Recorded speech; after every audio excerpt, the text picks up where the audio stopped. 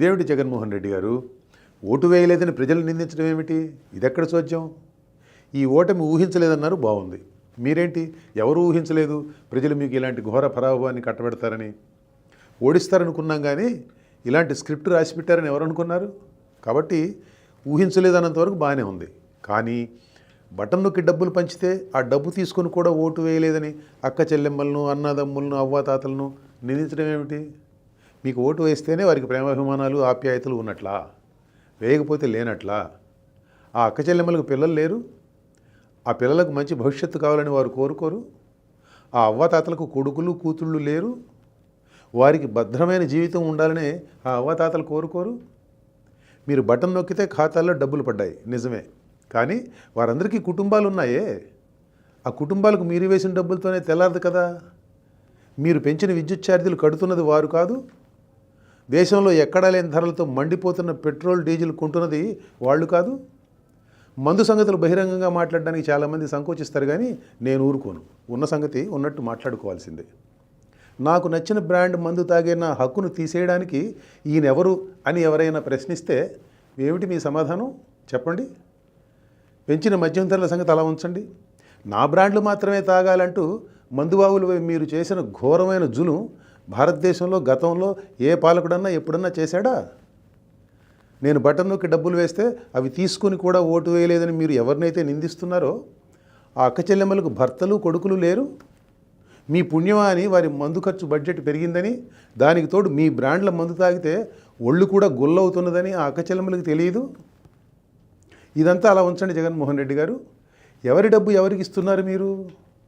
మీ తాత తండ్రులు సంపాదించిన డబ్బో, లేక చిన్న వయసులోనే అసాధారణ ప్రతిభ కనపరుస్తూ మీరు సంపాదించిన ఆ వేల కోట్ల సంపదను పంచుతున్నారా ఏమిటి మీరు? బటన్ నొక్కి పంచుతున్న డబ్బు రకరకాల పద్ధతుల్లో తమ దగ్గర నుంచి వసూలు చేసిన డబ్బేనని తెలుసుకోలేనంత అమాయకులు అనుకున్నారా మీ అక్క చెల్లెమ్మలు, అన్నాదమ్ములు, అవ్వాతాతలు? ప్రజల ఇంగిత జ్ఞానంపై మీకెంత నమ్మకం జగన్ రెడ్డి గారు? డబ్బు పంపకంలో అవినీతి లేకపోతే పాలనలో అవినీతి లేనట్లేనా? మీ పాలనలో మద్యం, మైనింగ్, ఇసుక అవినీతికి ఎలా రహదారులుగా మారింది జనానికి తెలియదు అనుకుంటున్నారా ఏమిటి కొంపదీసి? లేక మీరు డబ్బు పంచుతున్నారు కాబట్టి వారు దాన్ని పట్టించుకోరనుకున్నారా ఆ అవినీతిని? పంచిన డబ్బుకు చేసిన అప్పులకు ఏమాత్రం పొంతం లేదనే సంగతి కూడా ప్రజలకు తెలుసు, చాలా బాగా తెలుసు. డబ్బు పంచడం అన్న ఏకసూత్ర కార్యక్రమంతో పరిపాలించాను కాబట్టి నన్ను గెలిపించాలని అనుకోవడంలోనే అసలు లోపం ఉందని మీకు ఇంకా అర్థం కాకపోవడమే మీలోని లోపం. సంక్షేమం నాతోనే పుట్టిందని మీరు చెప్పడం జనానికి నచ్చలేదు జగన్ రెడ్డి గారు. అభివృద్ధి అనేది ఒకటి ఉంటుందని, పిల్లల భవిష్యత్తు బాగుంటాలంటే పాలన ఆ దారిలో నడవాలని వారికి తెలుసు, జనానికి చక్కగా తెలుసు. స్కూల్ భవనాలకు రంగులు వేసి టీచర్ల బోధనాశక్తితో నిమిత్తం లేకుండా ఇంగ్లీష్ మీడియం పాట పాడి విద్యారంగాన్ని సంస్కరించేశారని మీరు చెబితే ఢిల్లీ నుంచి వచ్చిన జర్నలిస్టులు నమ్ముతారేమో. అక్క చెల్లెమ్మలు ఎందుకు నమ్ముతారు? రేషనలైజేషన్ పేరుతో ఇంటి పక్కన్న బడిని మీరు మూసివేసిన సంగతి వారికి తెలియదు. మాటిమాటికి మారిన మీ విధానాలతో పిల్లల చదువు చట్టుబండలు అయిపోయిందని ఇంటిలో ఉన్న తల్లికి తెలియకపోతే ఎవరికి తెలుస్తుంది? మీరు బైబిల్, ఖురాన్, భగవద్గీత అనే మీ మేనిఫెస్టోలో వాగ్దానాలు 99% అమలు చేశారా? ఏం మిగిలిన 1% ఏం పాపం చేసింది? దాన్ని కూడా కలపకపోయారు, వదిలేశారే? మీ మేనిఫెస్టోలో పోలవరం మొదలుకొని రాష్ట్రంలోని సాగునీటి ప్రాజెక్టులు పూర్తి చేయడం అనేది లేదా? పరిశ్రమలు తీసుకురావడం లేదా? యువతకు ఉద్యోగాలు, ఉపాధి అవకాశాలు కల్పించడం లేదా? శుభ్రమైన రోడ్లు లేవా? పంట కాలువలు బాగు చేయడం లేదా? ధరలు తగ్గించడం లేదా? చక్కటి శాంతి భద్రత పరిస్థితి మెయింటైన్ చేయడం లేదా? Just asking. అలా అయితే అసలు మీ మేనిఫెస్టోలోనే ఏదో తేడా ఉన్నట్టు కాదు. పనికిరాని మేనిఫెస్టో ఒకటి తయారు చేసి మొత్తం అమలు చేసామంటే సరిపోతుందా? మీ పాలనలో ఏం ఉందో, ఏమి లేదో, చెడు ఏం జరిగిందో, మంచి ఏం జరిగిందో చెప్పాలంటే చాలా ఉంది. ఇట్లా చెప్పేది కాదు, ఇక్కడ చెప్పేది కాదు. దాని మీద 600 పేజీల పుస్తకం రాశాను, విధ్వంసం అని. చదువుకోండి. ఇక తీరికేగా మీకంతా. ఒక పక్క జనాన్ని నిందిస్తూనే మరో పక్క ఎక్కడో మోసం, అన్యాయం జరిగింది కానీ ఆధారాలు ఇవ్వడం విచిత్రంగా ఉంది జగన్ రెడ్డి గారు. పైగా దేవుడికి తెలుసు అంటారు. ఏ దేవుడు? పైన ఉన్నాడు అనుకుంటున్న దేవుడా, లేక ఢిల్లీలో ఉన్న దేవుడా? ఏ దేవుడైనా కానీ అలాంటి మాటలలో ప్రయోజనం ఉండదండి. ఎవరేం చేసినా కానీ మీకున్న 40% ఓటు బ్యాంకును తగ్గించలేకపోయారన్నారు, నిజమే. పోయినసారి ఎన్నికల్లో మీకు 151 సీట్లు వచ్చినా కానీ టీడీపీ ఓటు బ్యాంక్ కూడా టీడీపీతోనే ఉందిగా. మరి వారిని అంతా ఎగతాళి చేశారు ఎందుకు అప్పుడు మీరు? దేవుడు రాసిన స్క్రిప్ట్ అన్నారు. ఇప్పుడు ఈ స్క్రిప్ట్ ఎవరు రాసినట్టు? ప్రజాస్వామ్యం అంటే ఇలాగే ఉంటుంది. 5 ఏళ్ళు ప్రతిపక్షంలో ఉండి 5 ఏళ్ళు అధికారంలో ఉన్న తర్వాత కూడా మీకు ఆ విషయం అర్థం కాలేదు. మిమ్మల్ని ప్రజలు ఎందుకు తిరస్కరించారనే దానికి మీకు తెలియకుండా సమర్థన మీరే ఇచ్చుకున్నారు. మీకు అర్థం కానిది ప్రజలకు అర్థమైంది. అందుకే మిమ్మల్ని ఇక చాలు, ఇంటికి వెళ్ళండి అన్నారు. నమస్కారం.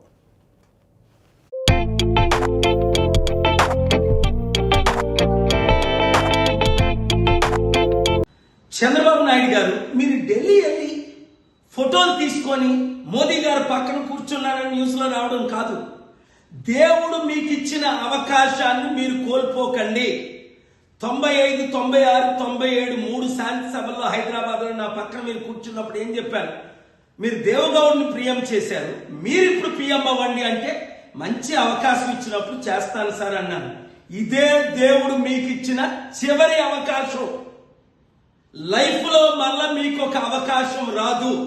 మీరు ప్రధానమంత్రి అయి స్పెషల్ స్టేటస్ ఆంధ్రాకి తీసుకొచ్చి ఇండియన్ ఎకానమీని డబుల్ చేసి అద్భుతంగా అప్పులు తీర్చి అభివృద్ధి చేయాలి అంటే ఇండియా కూటమి ఇచ్చిన అవకాశాన్ని ప్రధానమంత్రిగా తీసుకోండి. నితీష్ కుమార్కు 2.5 years ఇవ్వండి. డిప్యూటీ ప్రైమ్ మినిస్టర్లుగా 4 క్యాబినెట్ మినిస్టర్లుగా మమతా బెనర్జీ, అఖిలేష్ యాదవ్ లాంటి వాళ్ళు 20 మందిని పెట్టి నడపండి. లేదా మీకు మోదీ గారు ఇప్పుడు ప్రధానమంత్రి ఇచ్చి మిమ్మల్ని ప్రధానమంత్రి చేస్తే మీరు అడుక్కోవసం లేదు. మాకు 3 మినిస్టర్లు ఇవ్వండి, 5 మినిస్టర్లు ఇవ్వండి.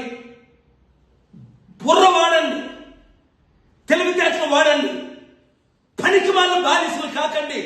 ఛీ, ఇదా ఒక బ్రతుకు? అంబేద్కర్ ఎడంకాలతో తన్నాడు మినిస్టర్ పదవిని. మీరు వెళ్ళి మినిస్టర్ ఇవ్వండి అయ్యా అయ్యా అని అడుక్కుంటాడు. జైలుకి వెళ్ళారనా? మీరు ప్రధానమంత్రి వెళ్తే మళ్ళీ మిమ్మల్ని ఎవడు జైల్లో పెడతాడు? ఇక్కడున్న కేజ్రీవాల్ లాంటి వాళ్ళందరూ బయటకు రారా? బుర్ర బుర్ర బుర్ర తెలివితేటలు ఇంకా మిగులుంటే వాడండి. ఇక్కడ ఎవరినైనా మీరు ముఖ్యమంత్రి చేయొచ్చు. ఈ అవకాశాలను వదులుకోకండి. మరో అవకాశం మీకు రాదు. చరిత్రలో మీరు హీరో అవ్వండి, లేదా మీరు జీరోగా నిలిచిపోతారు. ఎంతమంది జగన్ లాంటి వాళ్ళు, నవీన్ పట్నాయక్ లాంటి వాళ్ళు, లాలూ ప్రసాద్ ఎవరైతే ఇండైరెక్ట్ గా డైరెక్ట్ గా మోదీకి సపోర్ట్ ఇచ్చారో 10లో 10 మంది ఈరోజు జీరోలు అయ్యారు. గమనించండి. ఎన్టీ రామారావు గారు బ్రతుకుంటే ఈ అవకాశాన్ని వదులుకోరు.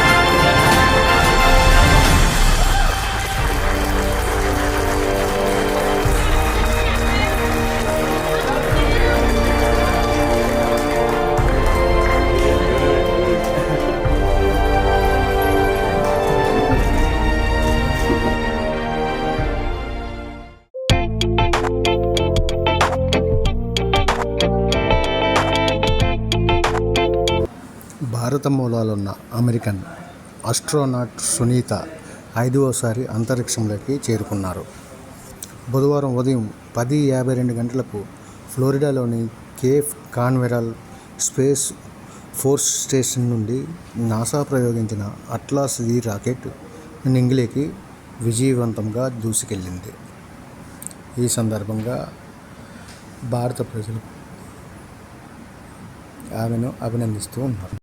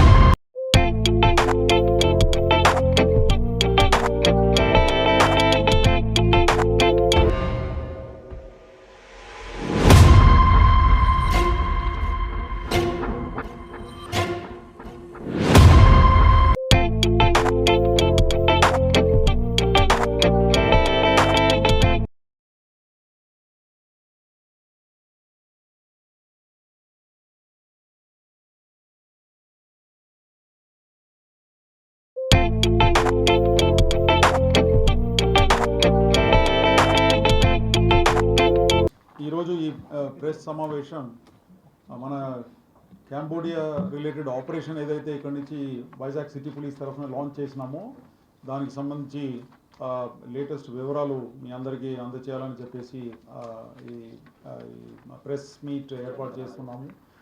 దీంట్లో మనం స్టార్టింగ్లో ఐడెంటిఫై చేసిన 158 మందిని ఏదైతే ఐడెంటిఫై చేసినామో దాంట్లో ఇప్పుడు దాకా మా టీం ఏదైతే ఇక్కడ కాన్స్టిట్యూట్ చేసినామో మన DCP joint commissioner Fakirappa and Bhavani Prasad ఇప్పుడు దాకా వచ్చిన టోటల్ ఎఫర్ట్స్ మీద 68 పీపుల్ 68 మంది మన రిటర్న్ వచ్చేసారు. తర్వాత ఇంకా 90 people are still there in Cambodia. ఇదంతా కూడా అక్కడ ఉన్న ఎంబసీ సహకారంతో, తర్వాత మినిస్ట్రీ ఆఫ్ ఎక్స్టర్నల్ అఫైర్స్, అక్కడ ఉన్న అంబాసిడర్ వీళ్ళందరూ కూడా బాగా సహకరించారు. దానివల్ల అయింది.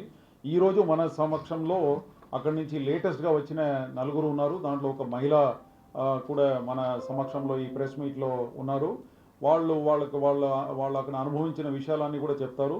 తర్వాత ఎందుకు మనం వెళ్ళకూడదు, ఎట్లా అక్కడ ట్రాప్లో పడిపోతున్నామని చెప్పేసి ఆ వివరాలన్నీ కూడా మీకు చెప్తారు. ఇప్పుడు దాకా వచ్చిన 68 మందిలో 25 ఫెలోస్ ఆర్ ఫ్రమ్ 25 మంది మన వైజాగ్కి చెందిన వాళ్ళు వాళ్ళందరూ కూడా క్షేమంగా రిటర్న్ రావడం జరిగింది. దేశవ్యాప్తంగా మా అనాలిసిస్లో, మా ఇన్వెస్టిగేషన్లో ఇప్పుడు దాకా 21 మంది ఏజెంట్లు ఉన్నారండి. ఇతర స్టేట్స్లో, డిఫరెంట్ స్టేట్స్ అన్ని కూడా కలుపుకొని చూస్తే 21 మంది ఏజెంట్స్ ఉన్నారు. దాంట్లో 11 ఏజెంట్స్ మనం ఇప్పుడు దాకా అరెస్ట్ చేయడం జరిగింది. దాంట్లో ఒక లేడీ కూడా ఉంది, మహిళ కూడా ఉంది. సో ఈ విధంగా చూస్తే 12 మంది ఏజెంట్స్ని మేము అరెస్ట్ చేయడం జరుగుతుంది. తర్వాత 21 మంది ఇంకా వేరే స్టేట్స్లో కూడా ఈ విధంగా ఇల్లీగల్ ఏజెంట్స్ ఉన్నారు. వాళ్ళందరినీ కూడా రాబోయే రోజుల్లో కన్సర్న్ స్టేట్స్తో కలిసి ఆపరేషన్ లాంచ్ చేసి వీళ్ళందరినీ కూడా అరెస్ట్ చేస్తాం. ఈ మొత్తం స్కామ్లో సిమ్ సప్లయర్స్, మన సిమ్ కార్డ్, ఎందుకంటే మన వాట్సాప్ నుంచి మళ్ళీ టెలిగ్రామ్కు మారుతున్నప్పుడు ఈ మన మన మన మన మన ఇండియన్ సిమ్స్ వాడితే అక్కడ ఎవరిని అయితే ప్రలోభం పెట్టి మనం వీళ్ళు టార్గెట్ చేస్తున్నారో వాళ్ళందరూ కూడా నమ్మి వచ్చేస్తారని చెప్పి వీళ్ళు ఇక్కడ నుంచి చాలామంది మన ఇండియన్ సిమ్స్ని కూడా అక్కడ సప్లై చేస్తున్నారు. ఈ సిమ్ సప్లయర్స్ అది ఒక పెద్ద ర్యాకెట్. దీంట్లో భాగంగానే ఆ సిమ్ సప్లయర్స్ ఎవరైతే ఉన్నారో మన దగ్గర నుంచి ఇప్పుడు 3 ఐడెంటిఫై చేసినాము. వాళ్ళని కూడా త్వరలో అరెస్ట్ చేస్తాము. అదేవిధంగా బ్యాంక్ అకౌంట్ సప్లయర్స్ కూడా ఉన్నారు. మన దగ్గర బ్యాంక్ అకౌంట్స్ క్రియేట్ చేసేసి ఫర్మ్ పేరు మీద, కంపెనీస్ పేరు మీద, ఫర్మ్ పేరు మీద కరెంట్ అకౌంట్స్ ఏదైతే క్రియేట్ చేస్తారో వాళ్ళందరినీ కూడా ఐడెంటిఫై చేయడం జరిగింది. నెక్స్ట్ ఫేజ్ దాంట్లో వీళ్ళందరినీ కూడా అరెస్ట్ చేయడం జరుగుతుంది. అక్కడ కొంతమంది దగ్గర నుంచి పాస్పోర్ట్ తీసుకోవడం జరిగింది. ఇక్కడ మనకు వాట్సాప్లో, తర్వాత మన కంట్రోల్ రూమ్ ఏదైతే వైజాగ్ సిటీ పోలీస్లో సెటప్ చేసినామో వాట్సాప్ నంబర్స్ అన్ని మన ఇచ్చినాము ఇక కంట్రోల్ రూమ్కి. దాంట్లో చాలామంది కాల్ చేసేసి వాళ్ళ దగ్గర పాస్పోర్ట్ అంతా కూడా అక్కడ పనిచేస్తున్న ఈ స్కామ్ కంపెనీస్ ఏదైతే ఉందో వాళ్ళు స్నాచ్ చేసేసుకున్నారు. వాళ్ళ దగ్గర నుంచి పాస్పోర్ట్ తీసుకున్నారని తెలిసింది. అండ్ వాళ్ళందరూ కూడా మాకు మెసేజ్లు పంపిస్తున్నారు. అటువంటి సందర్భంలో వాళ్ళు వెళ్ళి మన ఎంబసీని కాంటాక్ట్ చేస్తే వాళ్ళు ఒక ఎమర్జెన్సీ పాస్పోర్ట్ ఇష్యూ చేస్తారండి. So they should all feel free to go and contact the ఎంబసీని కాంటాక్ట్ చేస్తే వాళ్ళు ఈ విధంగా పాస్పోర్ట్ ఇస్తారండి. ఉందా? ఆ పాస్పోర్ట్ ఇస్తారు. That is called emergency passport. దానికి కొంత వాళ్ళు ఖర్చు చేయాలి. So this is the emergency passport which is issued by the Indian embassy there. So Indian ఎంబసీని సంప్రదిస్తే వాళ్ళు ఈ ఎమర్జెన్సీ పాస్పోర్ట్ ఇష్యూ చేస్తారు. దీనికి కావాల్సిన డబ్బు అంతా కూడా కట్టేస్తే ఇది ఒక విషయం. డబ్బు, బికాజ్ వాళ్ళ దగ్గర డబ్బు కూడా ఉండకపోవచ్చు. దానికి వాళ్ళ పేరెంట్స్, తర్వాత ఇతర ఫ్రెండ్స్ ఇక్కడ are some other NGOs others can come forward and support this part because they are helpless without money there. ఎందుకంటే ఈ పాస్పోర్ట్ అంతా కూడా చేయాలంటే కంబోడియన్ గవర్నమెంట్కి కొంత కట్టాలా. అదేవిధంగా మన దగ్గర కూడా పాస్పోర్ట్, మన ఎంబసీలో కూడా డబ్బు కట్టేసి ఈ పాస్పోర్ట్ ఇష్యూ చేసుకుంటే వెంటనే రిటర్న్ రావచ్చు.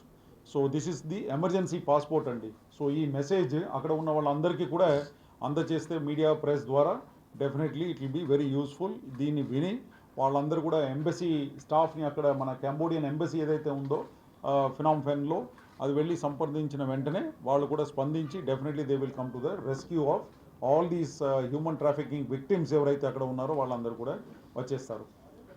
సో ఇంకొక ఇంపార్టెంట్ ఇష్యూ ఏమంటే అక్కడ ఇప్పుడు కొత్తగా వేరే స్కామ్స్ అన్నీ కూడా స్టార్ట్ చేస్తున్నారట. అండ్ వాళ్ళకు ఉన్న లార్జ్ ప్లాన్ ఏదైతే ఉందో, అక్కడ ఉన్న చైనీస్ ఆపరేటర్స్ ఎవరైతే ఈ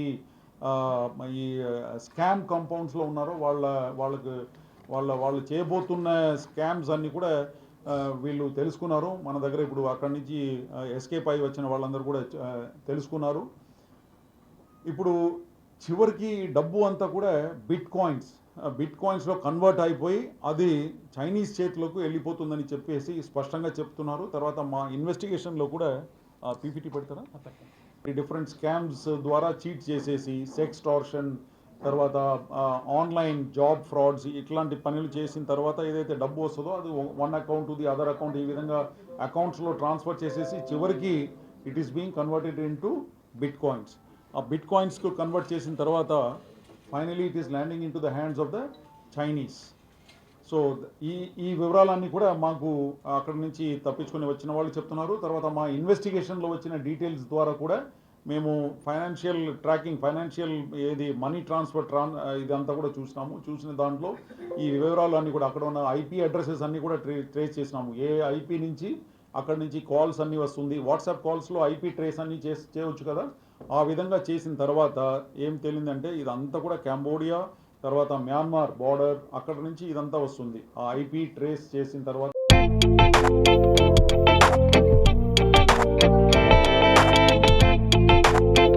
ఉపాధి ఉద్యోగ అవకాశాలు కలగాలని మనస్ఫూర్తిగా కోరుకుంటూ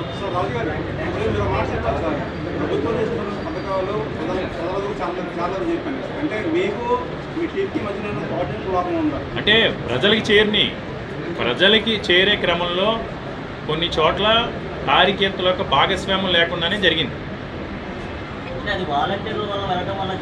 100% నేను అదే చెప్పాను. సచివాలయ వ్యవస్థ ద్వారా సచివాలయ వ్యవస్థ అనేది 100% మంచిది. సచివాలయ వ్యవస్థ వల్ల ప్రజలకి అందుబాటులోకి అన్ని రకాల సేవలు కూడా వచ్చినాయి.